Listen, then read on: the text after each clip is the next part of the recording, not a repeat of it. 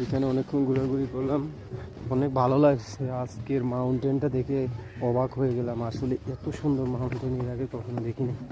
এর আগে কয়েকবার আসছি, এত সুন্দর আবহাওয়া, এত সুন্দর ক্লিয়ার মাউন্টেন আর কখনো দেখিনি।